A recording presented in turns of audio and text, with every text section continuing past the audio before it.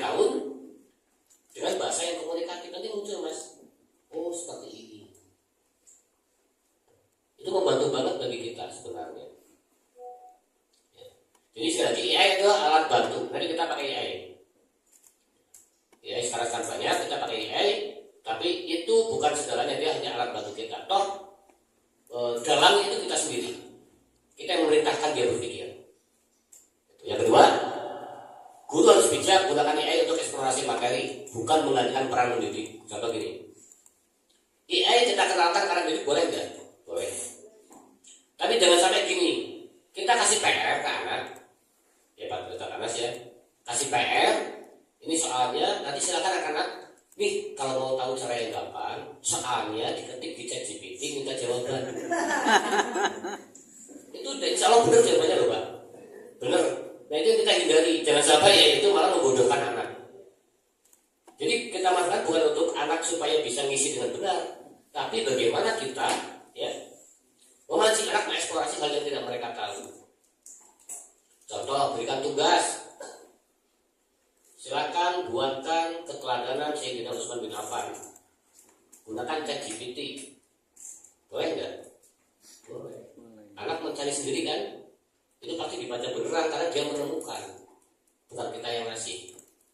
Kalau sesuatu yang ditemukan, hasil searching, hasil discovery itu lebih melekat di pikiran daripada hasil menerima dari omongan orang lain. Bapak Ibu ceramah di kelas 2 jam pelajaran nutuk ya, mandek-mandek, itu yang nempel cuma berapa kata, iya nggak?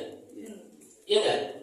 Karena auditori itu nggak bisa nempel, nggak akan nempel. Itu nempel di temporer. Dan yang kita hadapi adalah anak-anak yang hidup dari ya, yang lahir dari orang tua yang pegang HP. Kalau 20 tahun yang lalu kita mengajar anak yang pegang HP kan, kita sekarang paling berat. Kita mengajari anak yang orang tuanya main HP, apalagi anaknya. Ya, yang itu jelas hukumnya, ilmunya ada Pak. Jadi kalau anak pegang HP lebih dari standar usianya itu setiap 10 menit memorinya terputus. Terdelete. Itulah kenapa kita ngajar capek nggak nempel. Setiap menit 10 lebih 0,1 detik itu hilang Pak. Terpimpah ilmu yang baru. Yang nempel cuma yang terakhir. Ya enggak? Itu fakta. Tapi kalau anak menemukan ilmunya dari mencari meskipun pakai AI, itu lebih banyak yang menempel. Karena ada aktivitas memasukkan perintah, aktivitas membaca, ada kepuasan menemukannya, itu akan beda hasilnya. Buktikan saja ya. Yang ketiga, nah, kendali pembelajaran, kendali siswa tetap di tangan guru, tetap ya nggak bisa menggantikan ya. Terus ya, teknologi terbaik ini kata Albert Einstein, itu teknologi terbaik adalah yang memperkuat kemanusiaan, bukan menggantikan kemanusiaan, memperkuat kemanusiaan. Teknologi banyak nggak yang jahat Pak? Banyak. Contoh ada gambar Prabowo di YouTube gitu ya. Silakan ketik komentar yang ingin bantuan pengurusan hutang 5 miliar. Dan ketik komentar, Pak saya punya hutang anu. Itu kan padahal korban IA itu cuma fotonya Pak Prabowo ya, karena pakai Google VO3 gitu, VO3 ngasih apa nyari rekaman suara Pak Prabowo ditempel, jadi ngomong beneran suaranya Pak Prabowo. Pada ngandel gitu ya. Ya orang. AI, bro pakai AI kalau penghapusan hutang kan ya, nggak pakai AI juga pada percaya loh. 1,1 triliun penghapusan hutang di WJB daftar kabeh. Jadi siapa? Ya kan? Apa itu pakai AI kan? Ya, hati-hati. Nah ini ya. Kemudian, nah kita masuk ke sedikit ya. Apa itu deep learning? Nggak usah panjang-panjang materinya. Deep learning ya deep itu dalam learning pikir jerong habis titik. Ya, jadi apa deep learning mikir jerong habis. Berpikir mendalam.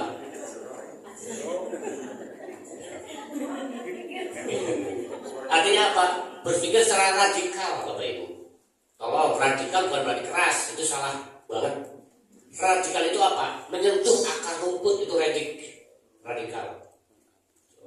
Pak Imam wis pura radikal teh, oh banyak jenggotan pada kecingkrang. Ya kan? Betul Pak Imam. Radikal, jangan radikal. Islam itu harus radikal Pak Imam. Pak Imam harus jadi guru yang radikal. Untuk berani kaya mau jenggot karena kecingkrang. Yo, siap. Sampai belum takbir kapan boleh? Ya. Enggak, kalau yang penting SKRI. Mati.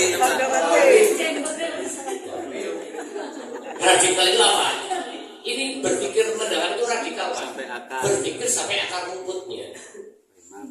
Saat kita belajar kemenangan Fathul Mekah misalnya Pak Pengawas ya, itu kan kita nggak menghafal tahun kapan, hari apa, berapa pasukan gajahnya kan enggak kan? Tapi harus tahu maknanya apa di balik itu. Kenapa Allah ciptakan peristiwa itu? Itu namanya radikal. Ini jangan arti sama kata radikal. Panang radikal itu. Meskipun nggak pakai celana cingkrang, ya, jenggotnya belum dipanjangkan juga. Jadi berpikir mendalam, ya, itu berpikir mendalam. Jadi kalau berpikir kopi, gelas kopi itu kita nggak milah-milah. Ini apa namanya? Satu gelas kopi. Harus paham dong di gelas ini bahannya apa gelasnya, kopinya warnanya apa, kenapa warnanya hitam, kenapa diminum kalau nggak pakai gula rasanya pahit. Kalau pakai gula jadi apa? Manis. Apa yang buat rasanya manis kalau ada gulanya? Kenapa gula bisa manis? Itu radikal. Itulah deep learning. Bagaimana memahami kopi tapi kita sampai menyentuh akar bahwa alhamdulillah Allah ciptakan pohon kopi bisa menghidupi beberapa. Lalu tugas guru bukan mengajarkan anak supaya berpikir analitik, bukan. Tapi menjamin hak anak agar anak boleh berpikir kritis, boleh berpikir analitik. Menjamin saja kita, memberikan sarana, memberikan kesempatan. Itu hanya lahir jika Anda berpikir merdeka, berpikir bahwa Anda adalah orang yang punya hak prerogatif menentukan masa depan yang baik bagi anak didik Anda. Selama Anda cuma berangkat karena terikat kontrak, ya, ke kelas karena diomong pasukannya jadi di kantor, itu Anda nggak akan dapat apa-apa. Capeknya sama loh, ngajar ikhlas dengan tidak ikhlas. Capeknya sama nggak? Mending ikhlas. Betul? Anak itu bukan manusia dalam bentuk saset. Kita kadang menganggap anak seperti ini. Anak itu ya manusia, tapi bentuk ini gitu, sasetan. Jika kadang kita memperlakukan anak seperti orang dewasa. Sering kan? Di kelas saja kadang kita keceplosan. Belum kayak si kayak macamnya pintar orang bisa maca. Ya enggak? Maka sebenarnya perundungan pada anak tertinggi pelakunya yang pertama orang tua sendiri. Merundung anak sendiri, Pak. Dengan cara apa? Membandingkan dengan anak tetangga. Yang kedua, pelaku perundungan bukan siswa, Pak, guru. Guru membuli siswa tanpa sadar. Apa contohnya? Batak diajar sing bener, tak dikasih eta. Ini teh anak dibunuh itu karakternya. Ini pelaku bullying itu nggak ketangkap kita loh tiap hari bullying anak. Ya enggak? Itu bullying bukan? Stop yang seperti itu. Jadi saat menemukan anak yang kurang yang kurang standar gitu, itu lahan kita, tantangan dari kita. Bagaimana caranya anak bisa? Ya, orang bisa baca ya bisa assalamualaikum sapik lah. Tidak semua harus pintar ya Pak Pengawas ya. Tidak. Jadi belajar dibanding itu seperti ini Bapak Ibu. Mikiran utang. Nah, ini beberapa pesan akan saya jelaskan. Cuma ini beberapa pesan yang mungkin bisa kita maknai. Terima dulu saja, jangan dulu analisis, ya. Orang yang berpikiran tertutup itu sama dengan menutup atau apa? Menutup peluang untuk belajar. Jadi pikiran tertutup setara dengan peluang belajar akan hilang.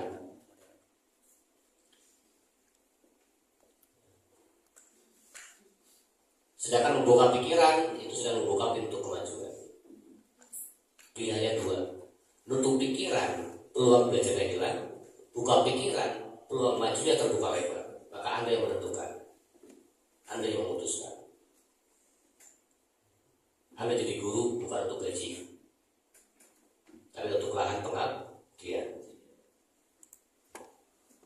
Muncul kelompok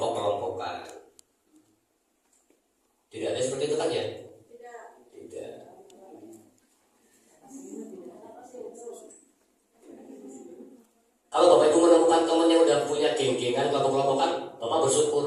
Untung saya nggak masuk gitu aja. Betul? Orang usah main. Nah, Bapak Ibu saya mau tanya, ada anak Bapak di sini.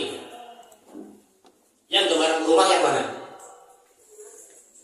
Ini gambar apa ini? Yang pertama gambar apa? Yang kedua? Yang ketiga? Yang keempat? Yang kelima? Yang keenam? Bentuknya sama tidak? Namanya? Maka sebelum saya bertanya atau ditanya sama Pak Sekya ya, modul anjar anu kumaha formatna bebas. Sekarpet. Yang penting ada dan benar. Betul? Enamnya beda semua kan? Beda semua, tapi semuanya sama. Itu modul, semua modul aja. Itu